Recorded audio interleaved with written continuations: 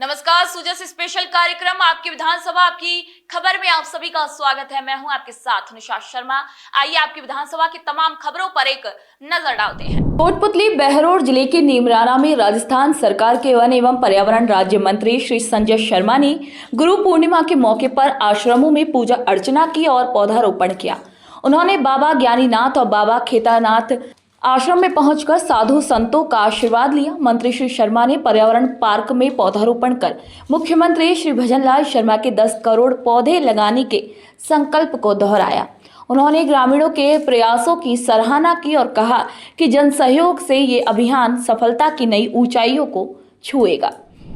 बारां जिले के शाहबाद क्षेत्र में एक पौधा मां के नाम और हरियालो राजस्थान अभियान जोरों पर है। केलवाड़ा क्षेत्र की पंचायतों और विद्यालय परिसरों में बच्चों से लेकर बुजुर्गों तक ने मिलकर वृक्षारोपण किया। खास बात ये रही कि सरकारी स्कूलों के नन्हे छात्र भी उत्साह के साथ पौधे लगाकर पर्यावरण संरक्षण का संदेश दे रहे हैं। बच्चों ने ये पौधे अपनी मां के नाम समर्पित करते हुए उन्हें संकल्प पूर्वक पालने की जिम्मेदारी भी ली।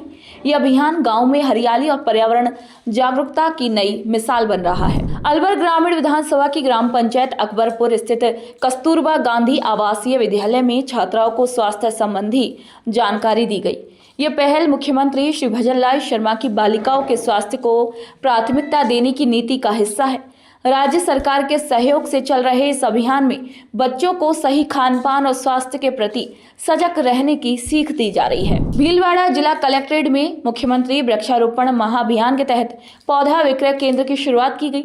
हरियालो राजस्थान और एक पेड़ मां के नाम अभियान को जन भागीदारी से मजबूत करने के लिए वन विभाग द्वारा ये केंद्र शुरू किया गया, जहां आमजन को फलदार और छायादार पौधे सुलभ दरों पर उपलब्ध कराए जा रहे हैं।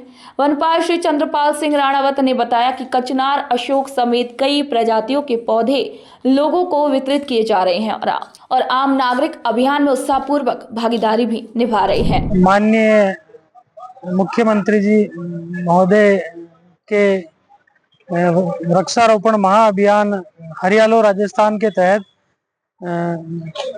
आम जनता को जागरूक करने के लिए हमने जिला कलेक्टर एवं जिला मजिस्ट्रेट कार्यालय में एक पौधों की स्टॉल लगाई है, जिसमें पौधे वितरित किए जा रहे हैं और काफ़ी लोगों ने यहाँ हमारे से पौधे लिए हैं और काफ़ी लोग खुश नज़र आए पौधे लेके। जोधपुर जिले के ओसिया विधानसभा क्षेत्र में पशुपालकों को बड़ी राहत देने वाली घोषणा की गई है। क्षेत्र की 4 ग्राम पंचायतों एकलखोरी, खुड़ियाला, राजासनी और सिरमंडी में पशु चिकित्सा उपकेंद्र खोले जाने की प्रशासनिक और वित्तीय स्वीकृति जारी की गई है। पशुपालन मंत्री श्री जोराराम कुमावत और क्षेत्रीय विधायक श्री भैराराम सियोल के संयुक्त प्रयासों से मिली इस स्वीकृति से पशुपालकों में उत्साह का माहौल है। ग्रामीणों ने सरकार का आभार व्यक्त करते हुए कहा कि यह निर्णय पशुधन की देखभाल और स्वास्थ्य सेवाओं को गांव-गांव तक पहुंचाने में मील का पत्थर साबित होगा। झुंझुनू जिले का खेतड़ी नगर अरावली की गोद में बसा हुआ एक ऐतिहासिक और प्राकृतिक धरोहर से भरपूर क्षेत्र है, जो मानसून टूरिज्म की दृष्टि से छिपा हुआ रत्न बनता जा रहा है। खेतड़ी का भोपालगढ़ किला, ऐतिहासिक पन्नासर तालाब और झरनों से भरपूर हरियाली इस इलाके को विशेष पहचान दे रहे हैं। पन्नासर तालाब पर कभी स्वामी विवेकानंद और खेतड़ी नरेश के बीच गूंजती रही संवाद की गाथा आज भी यहाँ की संस्कृति का गौरव है। वहीं बरसात के मौसम में किले की चारों दीवारों से बहते झरने और पहाड़ियों के बीच उभरती हरियाली पर्यटकों के लिए स्वर्गिक अनुभव लेकर आती है। समाज सेवियों और जनप्रतिनिधियों ने इसे पर्यटन स्थल के रूप में विकसित करने के लिए पगडंडिया, ट्रैकिंग रूट्स, होम स्टे और इको टूरिज्म को बढ़ावा देने की मांग की है। तो यहाँ पर्यटक की अपार संभावना है। अगर ये खेतड़ी पर्यटक स्थल बनता है तो यहाँ के युवाओं को रोजगार मिलेगा। यहाँ का जो युवा आज बेरोजगार है, रोजगार के लिए इधर उधर भटक रहा है, तो एक रोजगार के नए अवसर पैदा होंगे।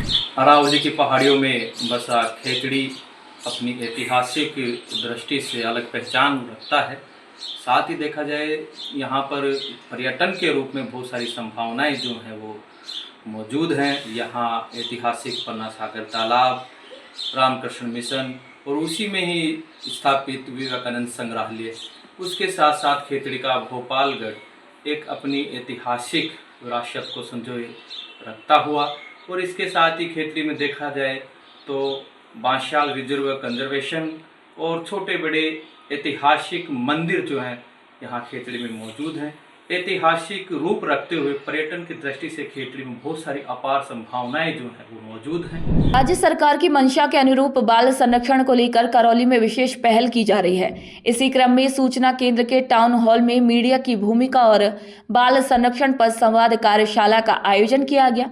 यूनिसेफ और एक्शन एड के जिला समन्वयक श्री दिनेश कुमार बैरवा ने बाल श्रम, बाल तस्करी, भिक्षावृत्ति, ड्रॉप आउट और नशा मुक्ति जैसे मुद्दों पर जिले में चल रहे अभियानों की जानकारी दी और कहा कि बाल श्रम मुक्त करौली और बैक टू स्कूल करौली अभियानों में मीडिया की भूमिका बेहद अहम है।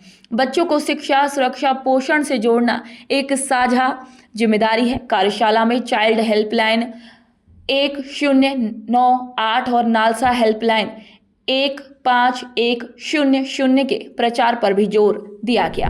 श्री गंगानगर में खाद्य एवं नागरिक आपूर्ति मंत्री और जिला प्रभारी मंत्री श्री सुमित गोदारा ने जिला कलेक्ट्रेट सभागार में गिव अप अभियान की समीक्षा बैठक ली। मंत्री श्री गोदारा ने बताया कि नवंबर 2024 से शुरू हुए इस अभियान में अब तक प्रदेश भर में 23 लाख अपात्र लोगों ने स्वेच्छा से अपना नाम हटवाया है, जिससे 51 लाख नए पात्र लोगों को खाद्य सुरक्षा योजना से जोड़ा गया है। श्री गंगानगर जिले की बात करें तो यहाँ अब तक 72,000 अपात्र लाभार्थियों ने नाम हटवाया है और 1,15,000 नए लोगों को सूची में शामिल किया गया है।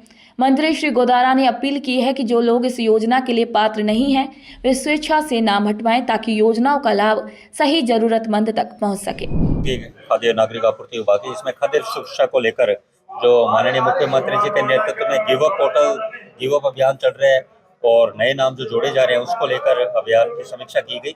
और जैसे पूरे राजस्थान में 51 लाख नए लाभार्थी जुड़े हैं, श्री गंगानगर जिले में 1,15,000 नए लाभार्थी इस योजना से जुड़े गए हैं।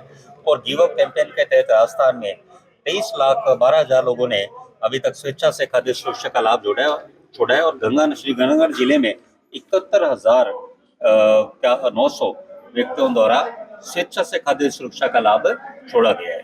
अब सभी से ये निवेदन करने चाहेंगे कि जो भी सक्षम भाई हैं तो इस योजना में पात्रता नहीं रखते वो स्वेच्छा से अपना लाभ छोड़िए, ताकि जिस तरह 51 लाख नए लोग जुड़े हैं, अभी लगभग 14 लाख हमें नए लोग और जोड़ने हैं जो कि अभी जिनके फॉर्म पेंडिंग है, तो उनका स्थान तभी होगा क्योंकि 4,46 की सेलिंग है, तो तभी जुड़ पाएंगे जब हम इसमें जो गिव अप करके अपना स्थान रिक्त करें ताकि नए नाम जुड़ सकें।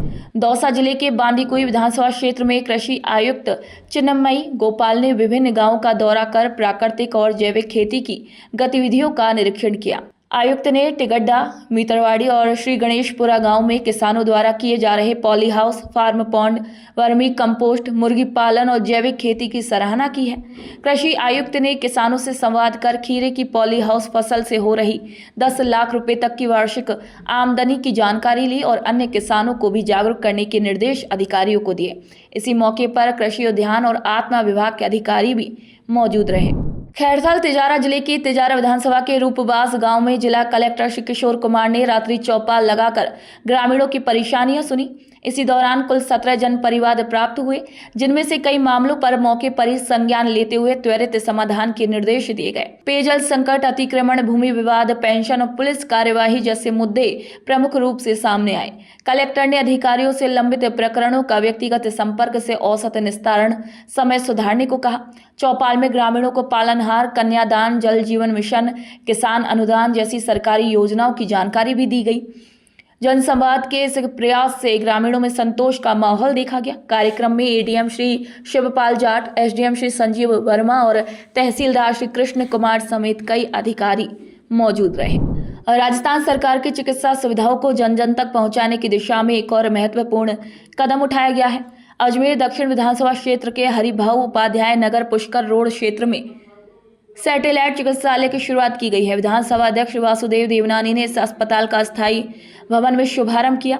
राजकीय जनजाति बालिका छात्रावास परिसर में संचालित होने वाले इस अस्पताल में ओपीडी सेवाएं शुरू कर दी गई हैं। गर्भवती महिलाओं की जांच, टीकाकरण और अन्य प्राथमिक सेवाएं फिलहाल उपलब्ध हैं। अस्पताल 50 बेड का होगा। इसे 24 घंटे संचालित करने की योजना है। वहीं स्थायी भवन का निर्माण लगभग 29 करोड़ रुपए की लागत से किया जाएगा। राजस्थान सरकार के मुख्यमंत्री माननीय भजनलाल जी ने जो अजमेर में सैटेलाइट हॉस्पिटल की घोषणा की थी वो आज धरातल पर उतरी है। इसके लिए वित्तीय स्वीकृति भी लगभग 29 करोड़ की जारी हो गई और यह हॉस्पिटल आज से प्रारंभ होने जा रहा है, जहाँ पे ओपीडी की सुविधाएं भी होंगी, महिलाओं के प्रसव, पूर्व प्रसव बाद की भी सारी यहाँ पे व्यवस्थाएं होंगी, जांचें भी होंगी और आपातकालीन सुविधाएं भी धीरे धीरे बढ़ा रहे हैं और कुछ दिनों के बाद सर्जरी भी यहाँ पे शुरू हो जाएगी और यह धीरे धीरे अस्पताल कुछ दिनों के बाद 24 घंटे यहाँ के क्षेत्रवासियों को सुविधाएं देगा। भजनलाल सरकार ने सलुम्बर जिले के सराड़ा उपखंड को बड़ी सौगात दी है। राज्य सरकार के निर्णय के तहत सामुदायिक स्वास्थ्य केंद्र सराड़ा को अब उप जिला चिकित्सालय में क्रमोन्नत कर दिया गया है। इसके साथ ही चावंड के सामुदायिक स्वास्थ्य केंद्र को सैटेलाइट चिकित्सालय का भी दर्जा मिला है। संयुक्त शासन सचिव निशा मीणा द्वारा इसका आदेश जारी किया गया। इस फैसले से क्षेत्र में खुशी की लहर है और जगह जगह आतिशबाजी कर मुख्यमंत्री श्री भजनलाल शर्मा के प्रति आभार भी व्यक्त किया गया।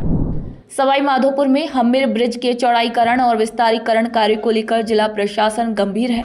जिला कलेक्टर श्री कानाराम ने ब्रिज निर्माण स्थल का निरीक्षण कर कार्य की प्रगति का जायजा लिया और अधिकारियों को समन्वय के साथ निर्माण कार्यों को तेजी से पूरा करने के आदेश दिए।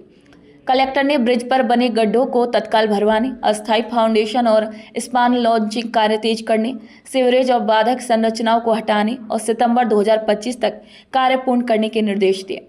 NHAI, नगर परिषद, रेलवे और PWD समेत सभी विभागों को समन्वय से कार्य करने के लिए कहा गया है ताकि आमजन को जल्द ही ट्रैफिक जाम से राहत मिल सके। मुख्यमंत्री श्री भजनलाल शर्मा की मंशा के अनुरूप आमजन की परेशानियों का त्वरित समाधान सुनिश्चित करने के लिए सवाई माधोपुर जिले की ग्राम पंचायत कुशतला में जिला कलेक्टर श्री कानाराम की अध्यक्षता में रात्रि चौपाल का आयोजन किया गया। इस चौपाल में ग्रामीणों ने अतिक्रमण, नामांतरण, पेयजल, बिजली, स्वास्थ्य और कीचड़ युक्त रास्तों से जुड़ी परेशानियां रखी। जिला कलेक्टर ने सभी शिकायतों पर तत्काल संज्ञान लेते हुए अधिकारियों को शीघ्र, प्रभावी और स्थायी समाधान के निर्देश दिए। राजस्थान की जीवन रेखा माने जाने वाले बीसलपुर बांध से राहत की खबर है। 13 जुलाई 2025 को बांध का जल स्तर 313.95 RL मीटर तक पहुंच गया है। अब तक बांध 72% से अधिक भर चुका है। वर्तमान में इसमें 27 TMC से अधिक पानी मौजूद है, जो जयपुर, अजमेर और टोंक जैसे जिलों की पेयजल और सिंचाई जरूरतों का मुख्य स्रोत है। अब तक क्षेत्र में 343 मिलीमीटर बारिश दर्ज की गई है और यदि जल की आवक यही रफ्तार से रहती है तो इस बार जुलाई में ही गेट खोलने की खुशखबरी भी मिल सकती है। दोस्तों, जैसे स्पेशल कार्यक्रम आपकी विधानसभा आपकी खबर में आज के लिए इतना ही। फिर आप सभी से मुलाकात होगी नई खबर, नई जानकारियों के साथ। तब तक के लिए नमस्कार।